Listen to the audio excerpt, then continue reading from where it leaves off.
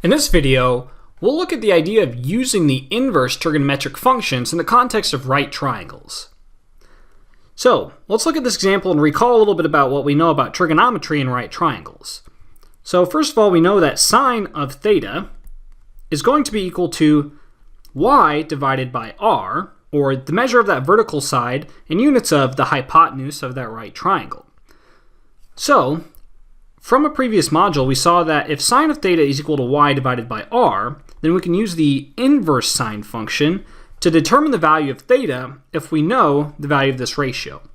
So more explicitly, theta will be equal to sine inverse of y divided by r.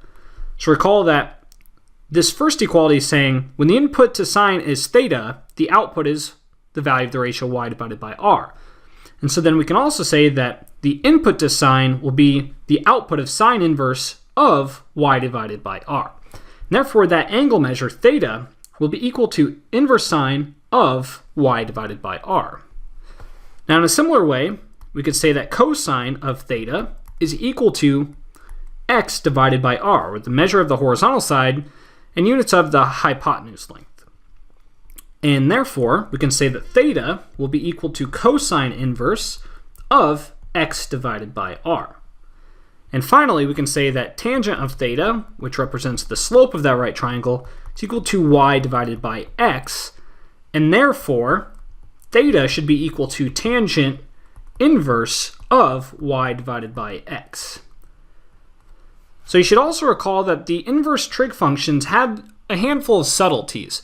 Like, for example, the output of the sine inverse function always gives an angle measure between negative pi divided by 2 and positive pi divided by 2, whereas the output of cosine inverse gives us an angle measure between 0 and pi.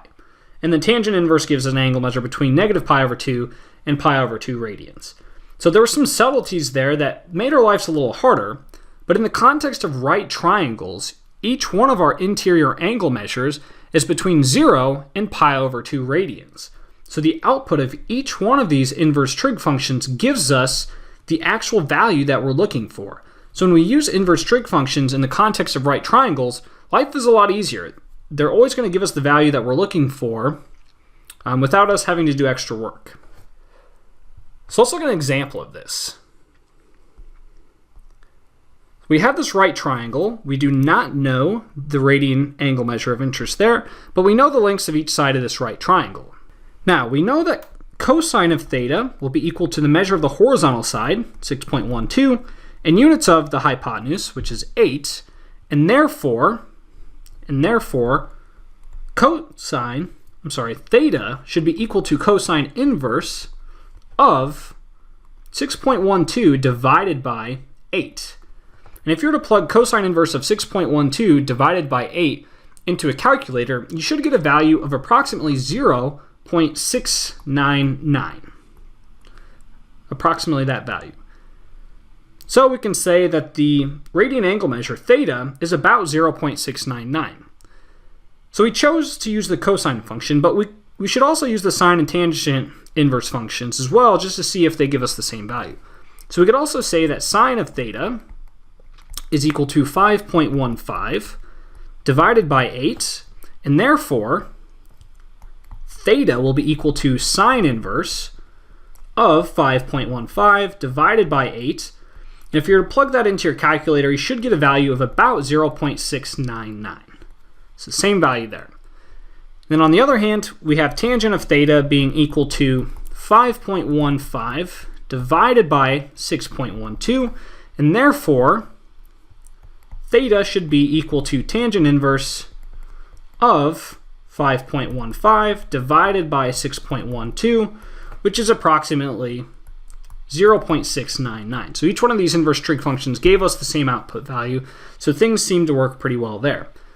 Now in this case, we were kind of lucky because we knew the lengths of each side of this right triangle, but in some contexts, you'll only know the lengths of two sides, at which point you will need to pick which one of these trig functions is most appropriate. In general, it's a good idea to pick the trig function that you know the output value of. So if you know the vertical side length and the hypotenuse length, then you can always compute the output of the sine function, And then you can use the inverse sine function to then compute the input value, which is the value of theta, or the radian angle measure.